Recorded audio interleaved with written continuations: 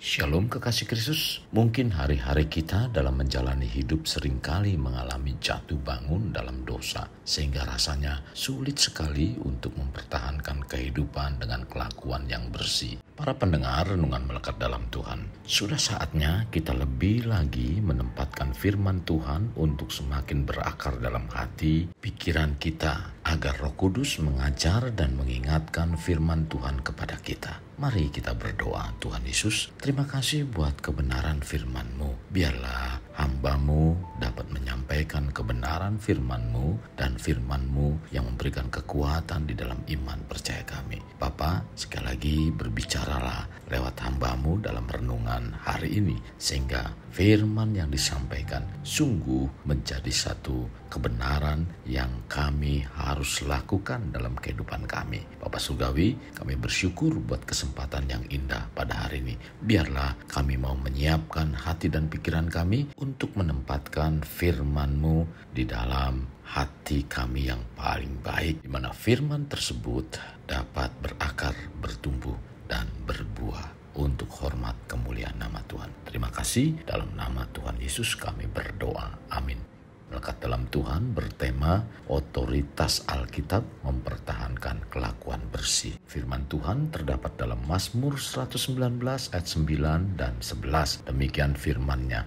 Dengan apakah seorang muda mempertahankan kelakuannya bersih? Dengan menjaganya sesuai dengan firman-Mu.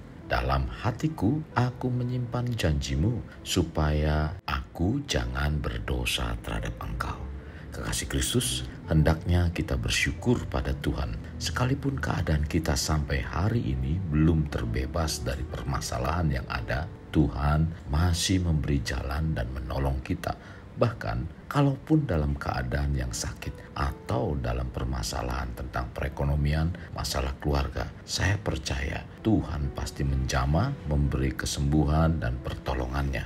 Untuk Tuhan berpihak pada kita, Tuhan memberikan langkah agar kita menjaga kelakuannya bersih dan berusaha menjadi teladan bagi orang sekitar.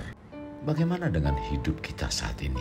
Apakah kita masih jatuh bangun di dalam dosa? Atau hidupmu tidak mencerminkan sebagai anak-anak Tuhan yang seharusnya menjadi teladan?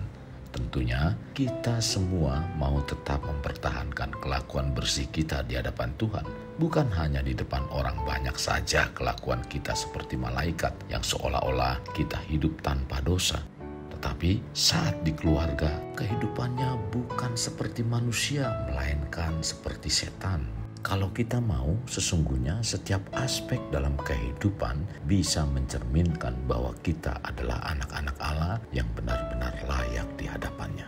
Kekasih, bila sikap hidup kita tidak mencerminkan seperti yang firman Tuhan perintahkan, perlu kita renungkan apakah kita sudah siap kalau sewaktu-waktu Tuhan memanggil kita. Mengapa berpikir demikian? Karena kita dipanggil Tuhan. Tidak ada satu orang pun yang dapat mengetahui. Lalu bagaimana kalau kita dipanggil Tuhan? Apakah kita sudah siap dan layak di hadapannya? Apa yang sudah kita lakukan sampai saat ini? Apakah menyenangkan Tuhan atau malah mengecewakan hati Tuhan? Firman Tuhan adalah filter dalam kehidupan kita, sehingga kita bisa memilah-milah mana yang baik dan berkenan kepada Tuhan dan mana yang tidak. Oleh sebab itu, hendaknya kita giat selalu dalam pekerjaan Tuhan dan kegiatan-kegiatan rohani, serta menggunakan waktu-waktu untuk melakukan hal-hal yang baik.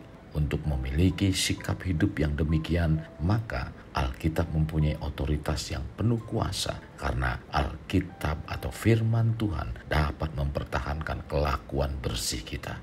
Untuk dapat mempertahankan kelakuan bersih, kita harus mendisiplin dan melatih kehidupan kita untuk setia beribadah, yaitu tidak menjauhkan diri dari pertemuan ibadah seperti yang dibiasakan oleh beberapa orang, dan semakin giat untuk melakukannya menjelang hari Tuhan yang mendekat. Ibrani 10 ayat 25. Kekasih, dalam mencapai kehidupan yang memiliki kelakuan bersih dihasilkan bukan semata-mata oleh kekuatan diri kita sendiri, tetapi Roh Kudus yang mengajar dan mengingatkan. Tertulis dalam Yohanes 14 ayat 26. tetapi penghibur, yaitu Roh Kudus yang akan diutus oleh Bapa dalam namaku, dialah yang akan mengajarkan segala sesuatu kepadamu dan akan mengingatkan kamu akan semua yang telah kukatakan kepadamu. Hidup dipenuhi Roh Kudus inilah yang memampukan kita untuk menjalani kehidupan ini, untuk hidup kudus dan tak bercacat celah di hadapan Tuhan. Kita tidak akan sanggup mempertahankan kelakuan bersih kalau kita mengandalkan kekuatan diri kita sendiri. Kita butuh Roh Kudus yang memimpin kehidupan kita.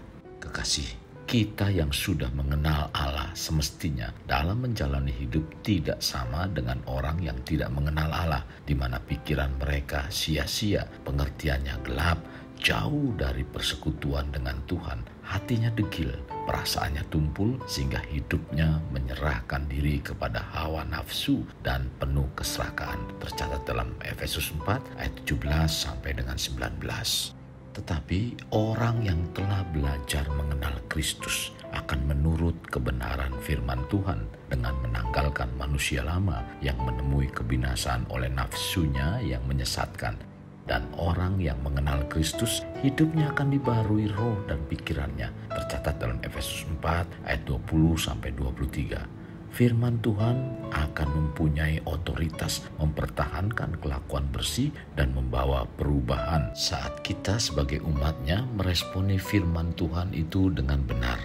Otoritas Alkitab atau firman Tuhan sungguh nyata dan hal ini disampaikan oleh firman Tuhan dalam perumpamaan tentang benih firman Tuhan dalam Lukas 8 ayat 4-11. Dalam perumpamaan tentang benih yang ditabur jatuh di 4 tempat berbeda, yaitu di pinggir jalan, di tanah berbatu-batu, di semak duri, dan di tanah yang baik. 3 benih yang pertama menggambarkan orang-orang yang menerima firman Tuhan tetapi tidak meresponinya dengan benar sehingga tidak membawa perubahan yang baik dalam hidup mereka. Sedangkan benih yang terakhir menggambarkan orang yang memberikan respon yang benar terhadap firman Tuhan, yaitu menyimpannya dalam hati dan menghasilkan buah dalam ketekunan.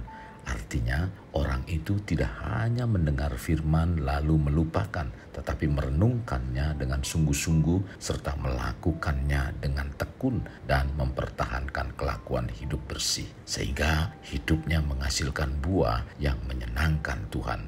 Kekasih, jika kita ingin mengalami kuasa firman Tuhan yang mengubah hidup dan mempertahankan kelakuan bersih kita, responilah setiap firman Tuhan yang kita terima dengan benar.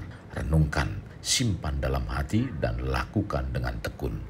Kekasih Kristus, mari bawa hidup kita menjadi pribadi yang dapat memerdekakan orang dari belenggu kehidupan, layaknya terang yang menerangi kegelapan. Karena itulah yang Tuhan inginkan pada kita sebagai warga kerajaan Allah. Mari kita berdoa. Tuhan Yesus, terima kasih buat firman Tuhan yang disampaikan pada hari ini. Sungguh sangat memberkati kehidupan kami. Firman-Mu menjadi sesuatu yang sangat penting dan berarti bagi kami. Karena kebenaran firman-Mu inilah yang dapat mempertahankan kelakuan bersih dalam kehidupan kami.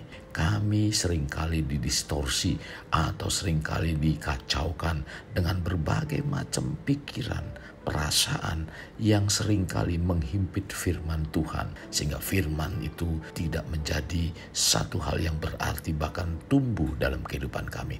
Maka dari itu kami butuh Roh Kudus agar firman itu menjadi satu firman yang terus berakar dan mengalami pertumbuhan dalam kehidupan kami. Maka pentingnya Roh Kudus untuk mengingatkan dan mengajar kami sebagai umat-Mu Tuhan, untuk kami terus tetap mengandalkan Engkau, menempatkan firman dalam kehidupan kami, sehingga firman itulah yang dapat menjaga kelakuan bersih dalam kehidupan kami. Terima kasih buat firman yang disampaikan hari ini. Mampukan dan kuatkan kami untuk kami menerapkan dalam kehidupan kami.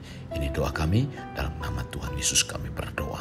Amin. Kasih Kristus, mari kita akhiri dengan mengendahkan kedua tangan kita.